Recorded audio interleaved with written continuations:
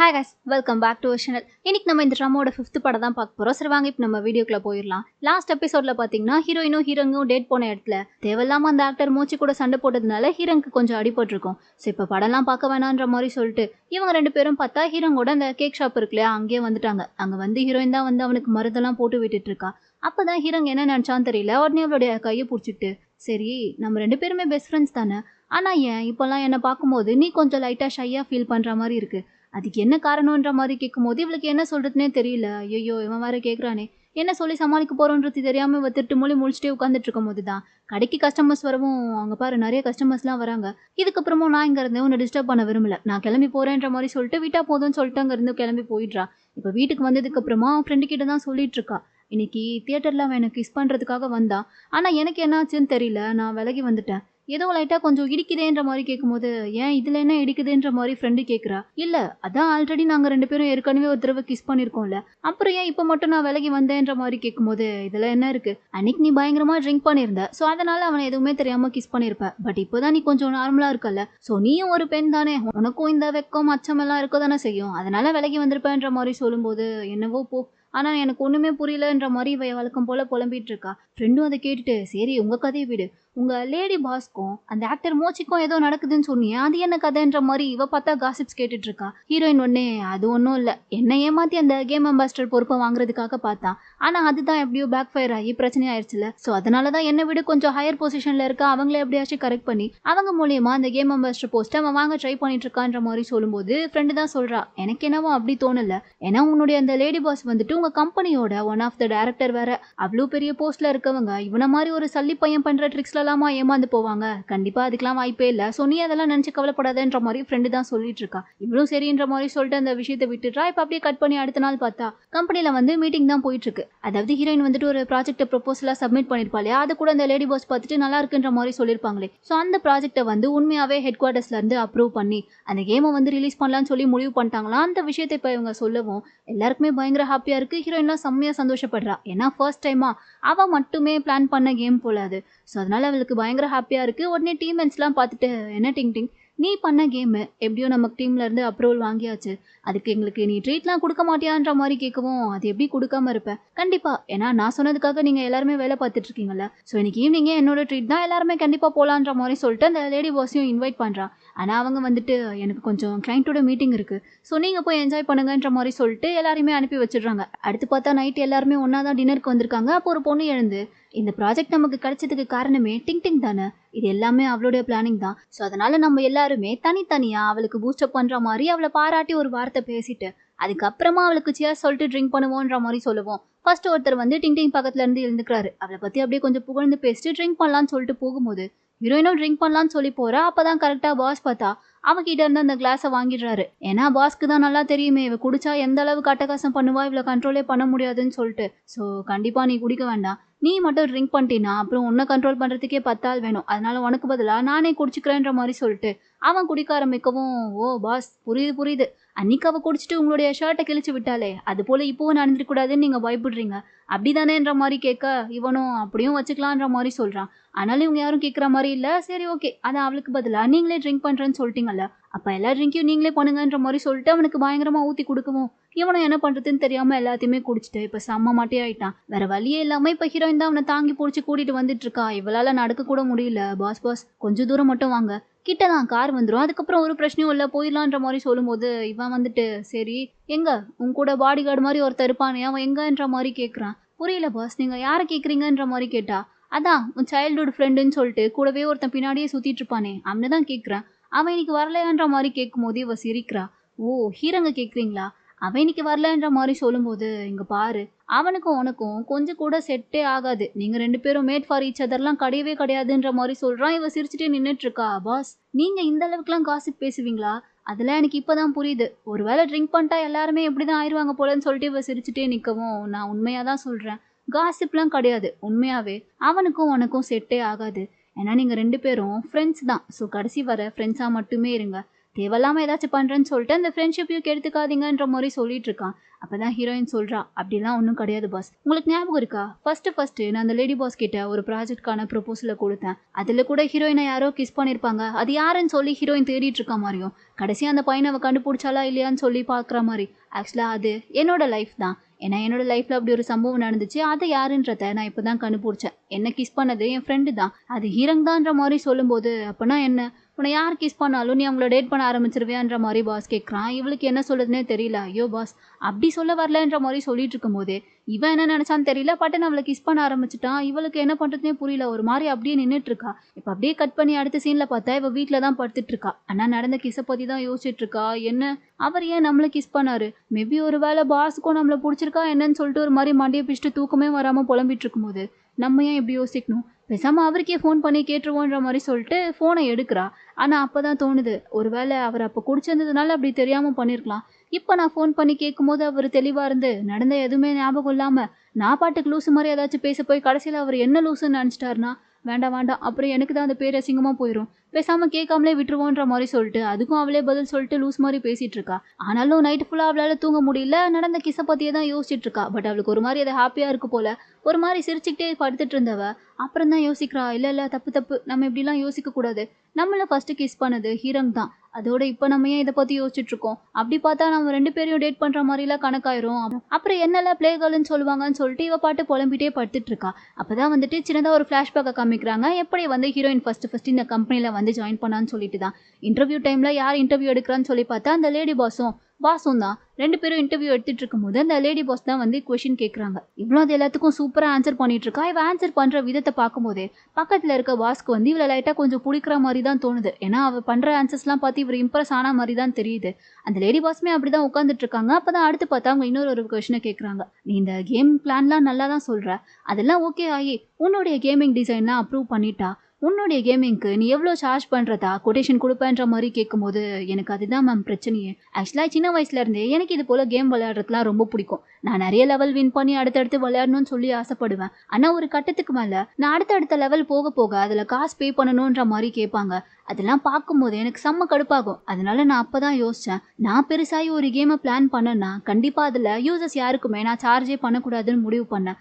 So அதனால நம்ம கேமை ரிலீஸ் பண்ணணும்னா அதுக்கு கொஞ்சம் எக்ஸ்ட்ரா கொட்டேஷன் அமௌண்ட்டை தான் நான் கொடுப்பேன்ற மாதிரி சொல்லும்போது அந்த லேடி பாஸ் பார்த்துட்டு, இங்க பாருமா, உன்னோட ஐடியா பிளான் எல்லாமே நல்லா தான் இருக்கு, ஆனா நீ எப்பயுமே கஸ்டமர்ஸ் கிட்ட காசு வாங்கிட்டு எப்படி அவங்கள உன் பக்கம் வர வைக்கிறது தான் பார்க்கணும். அதை விட்டுட்டு இப்படி ஃப்ரீயாலாம் கேமு கொடுக்கணும்னு சொல்லி நினச்சின்னா அப்புறம் ஒன்றை வேலைக்கு எடுக்கிற கம்பெனி நாம போட்டு போக வேண்டியது தான்.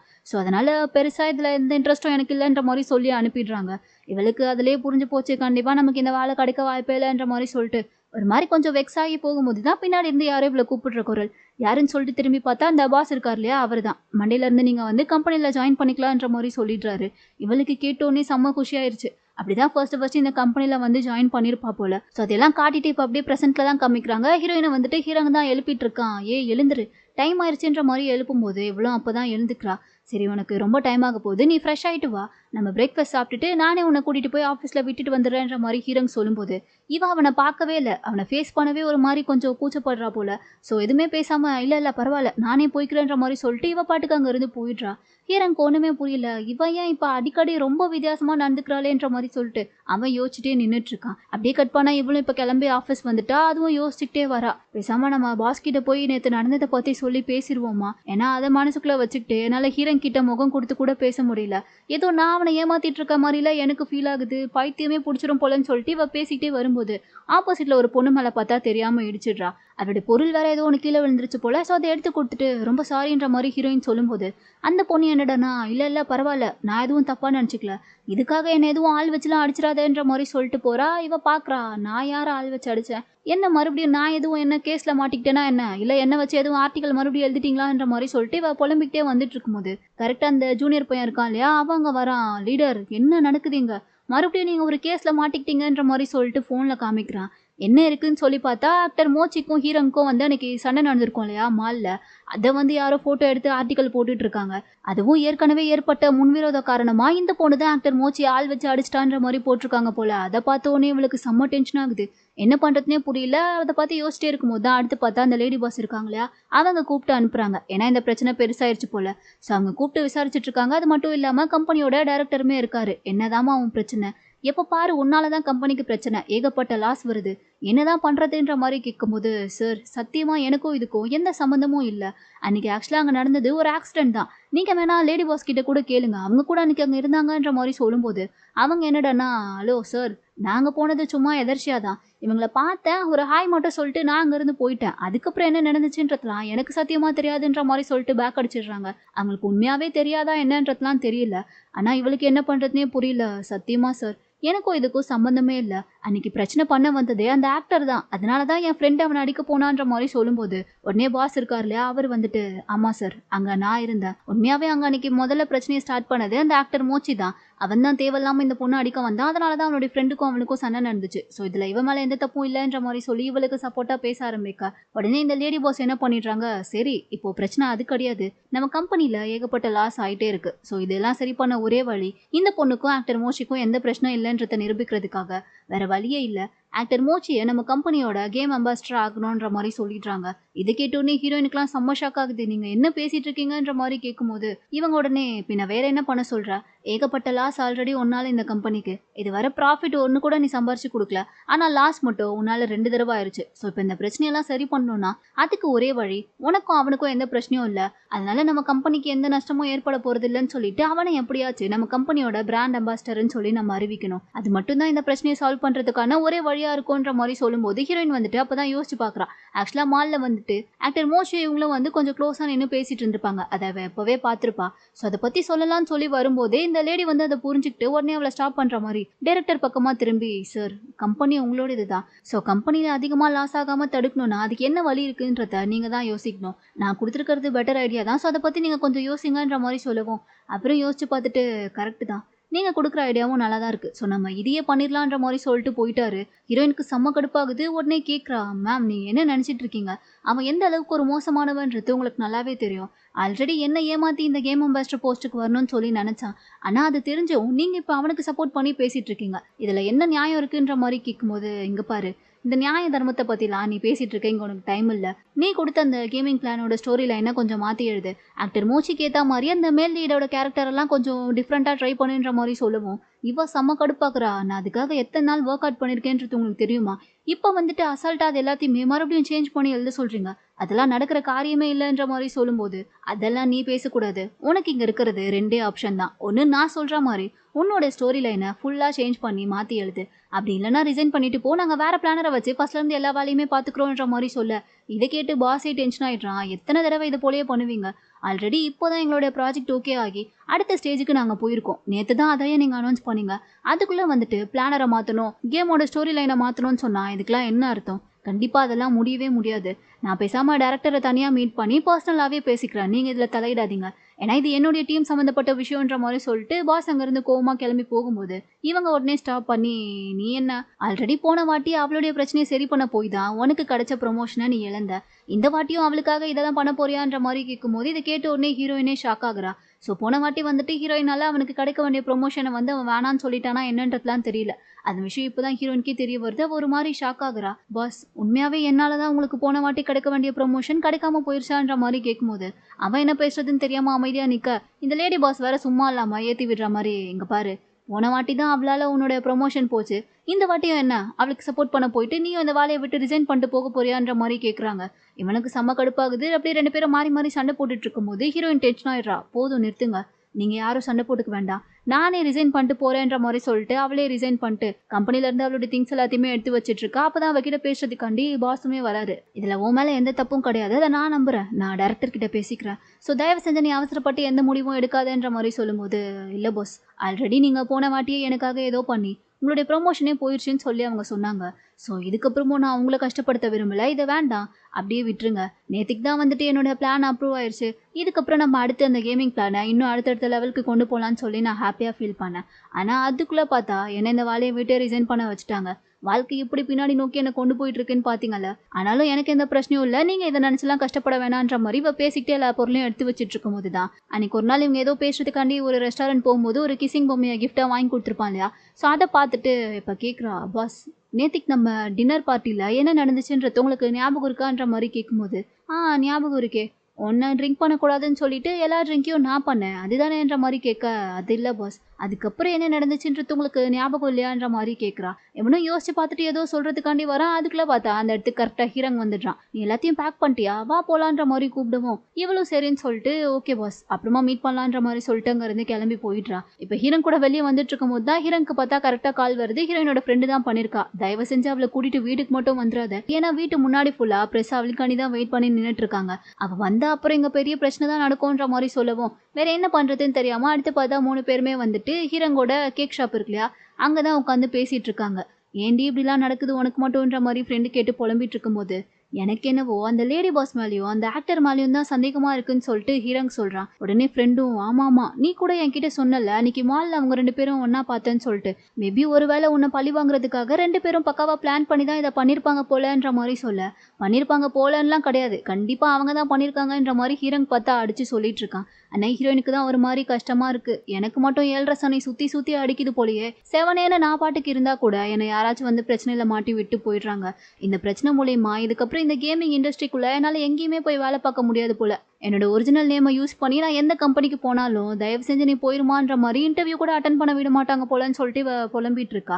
ஆனா ஹீரோயின் ஃப்ரெண்டு தான், இங்க பாரு நீ இதெல்லாம் நினைச்சு பெருசா ஃபீல் பண்ணிட்டு இருக்காத, இந்த நியூஸ்க்கு அப்புறம் இதை விட இன்னும் பெருசா ஏதாச்சும் ஒரு நியூஸ் கிடைச்சா அதுக்கப்புறம் எல்லாருமே உன்னை பத்தி மறந்துடுவாங்க. ஸோ இதெல்லாம் நினைச்சு நீ கவலைப்பட்டுட்டு இருக்காத, ஃப்ரீயா விடுன்ற மாதிரி சொல்லி அட்வைஸ் பண்ணிட்டு இருக்கும்போது ஹீரங் பார்த்தா அவன் பாட்டுக்கு சந்தில சிந்து பாட ஆரம்பிச்சிட்டான். நீ ஒன்னும் கவலைப்படாத டிங் டிங், இதுக்கப்புறம் நீ வேலைக்கே போலனாலும் பரவாயில்ல, அதான் நான் இருக்கேன்ல, நான் உன்னை கடைசி வர பார்த்துப்பேன்ற மாதிரி சொல்லிட்டு அவ தலையெல்லாம் தடவி கொடுத்துட்டு இருக்க. ஃப்ரெண்டு பார்த்துட்டு நடத்துங்கடா நடத்துங்க, இந்த சின்ன இடத்துலலாம் நம்ம 3 பேராலையும் ஸ்டே பண்ண முடியாது, ஸோ நான் போயிட்டு என்னோட ஃப்ரெண்டு வீட்டில் ஸ்டே பண்ணிக்கிறேன், நீங்க 2 பேரும் எப்படியாச்சும் இங்கேயே இருந்துக்கோங்கன்ற மாதிரி சொல்லிட்டு இவ ஃப்ரெண்டு அங்கேருந்து நைஸாக கலந்து போக ஹீரோயின் பார்த்துட்டு ப்ளீஸ் டி போகாதடி, இந்த கிறுக்கு பையன் கிட்ட என்ன தனியாக விட்டுட்டு போயிடாதன்ற மாதிரி புலம்பிட்டு இருக்கா. ஆனால் அவள் கேட்குற மாதிரி இல்லை, அப்பா எப்படியோ கலந்து சாவுங்கன்ற மாதிரி சொல்லிட்டு அவள் பாட்டுக்கு அங்கேருந்து போயிடுறா. உடனே ஹீரோயினும் திரும்பி பார்க்குறா. ஹீரோயின் பார்த்தா ரெடியா இன்னைக்கு ஃபுல்லாக இங்கே தான் இருக்க போகிறேன்னு சொல்லிட்டு பெட்டெல்லாம் ரெடி பண்ணி வச்சிருக்கான். இவளுக்கு நினைக்கும் போதே பயமா இருக்கு. உடனே ஹீரோயின் நீ கிளம்பி வீட்டுக்கு போ, நானே இங்கே தனியாக ஸ்டே பண்ணிக்கிறேன்ற மாதிரி சொல்கிறா. இல்லை உன்னை எப்படி தனியாக விட்டுட்டு போக முடியுன்ற மாதிரி கேட்க, அதெல்லாம் ஒன்றும் பிரச்சனை இல்லை, நீ கிளம்பி போ நானே பார்த்துக்கிறேன்ற மாதிரி சொல்லிட்டு அவனை எப்படியும் அங்கேருந்து அனுப்பி விட்டுடுறா. இப்போ அவன் போனதுக்கு அப்புறமா இவன் உட்காந்து ஃபோனை தான் பார்த்துட்டு இருக்கா. கமெண்ட்ஸில் பார்த்தா இப்போவும் வந்து எல்லாரும் இவ்வளோ தான் கழுவி கழுவி ஊற்றிட்டு இருக்காங்க. இவளுக்கு அதெல்லாம் பார்க்கும்போது ஒரு மாதிரி கஷ்டமாக இருக்குது. ஸோ லைட்டாக கொஞ்சம் ஃபீல் பண்ணி அழுதுட்டு தான் உட்காந்துட்டு இருக்கா. அப்படியே கட் பண்ணி இப்போ இன்னொரு பக்கம் பார்த்தா ஹீரோயினோட பாஸும் அந்த லேடி பாஸும் பேசிட்டு இருக்கிறத தான் காமிக்கிறாங்க. ஹீரோயினோட பாஸ் தான் வந்து சொல்லிட்டு இருக்காரு, நீங்கள் கம்பெனியில் எடுத்திருக்க டிசிஷனை நானுமே ரெஸ்பெக்ட் பண்ணுறேன், ஆனால் அதுக்காக நீங்கள் அவள் பண்ண ப்ராஜெக்டில் இருக்க ஸ்டோரி லைன்லலாம் மாற்றணும்னு சொல்லவே கூடாது. அப்படியே உங்களுக்கு மாற்றணும்னு தோணுச்சுனாலும் அதுக்கு நீங்கள் ஃபர்ஸ்ட்டு அவகிட்ட பெர்மிஷன் வாங்கணும். ஏன்னா இது முழுக்க முழுக்க அவளுடைய கிரியேட்டிவ்னால உருவான ப்ராஜெக்ட் தான். ஸோ அதுக்கு நீங்கள் முதல்ல அவகிட்ட பெர்மிஷன் வாங்கணுன்ற மாதிரி சொல்லும்போது இவங்க ரொம்ப திமிரா, அவளே தான் ரிசைன் பண்ணிட்டு போயிட்டாலே, அப்புறம் நான் எதுக்கு போய் அவகிட்டலாம் பெர்மிஷன் வாங்கணும், அவள் ஐடியாவை கொடுத்தது கம்பெனிக்காக தானே, ஸோ அது எப்படி வேணுமோ நாங்கள் அதுக்கேற்ற மாதிரி யூஸ் பண்ணிப்போன்ற மாதிரி சொல்லிட்டு இருக்காங்க. இவருக்கு டென்ஷன் ஆகுது. இங்க பாருங்க, நீங்க தேவையில்லாம உங்களுடைய வெட்டி ஈகோனால இந்த கம்பெனில இருந்த ஒரு நல்ல பிளானரை நீங்க இழக்குறீங்கன்ற மாதிரி சொல்லும்போது, கம்பெனில ஒரு நல்ல பிளானரை இழக்குறாங்களா இல்ல நீங்க உங்களுடைய லவ்வரை மிஸ் பண்ண போறீங்களான்ற மாதிரி இந்த லேடி பார்த்தா கரெக்டா கேக்குறாங்க. ஆக்சுவலா இவங்களுக்கு வந்துட்டு இந்த பாஸ்க்கு வந்து ஹீரோயின் மேல ஒரு க்ரஷ் இருக்குன்றது நல்லாவே தெரியுது போல. ஸோ அதனால இவங்க எப்படி பேசவும் அவர் என்ன பேசுறதுன்னு தெரியாம அமைதியா அப்படியே பார்த்துட்டு நிக்க. இதோட இந்த ட்ராமாவோட 4th பார்ட் இங்க முடியுது. இதுக்கப்புறம் அடுத்து என்ன நடக்க போகுதுன்றதை நம்ம நெக்ஸ்ட் பார்ட்ல பார்த்துடலாம். இந்த வீடியோ உங்களுக்கு பிடிச்சிருந்தா லைக் பண்ணுங்க, மறக்காம நம்ம சேனலுக்கு சப்ஸ்கிரைப் பண்ணுங்க.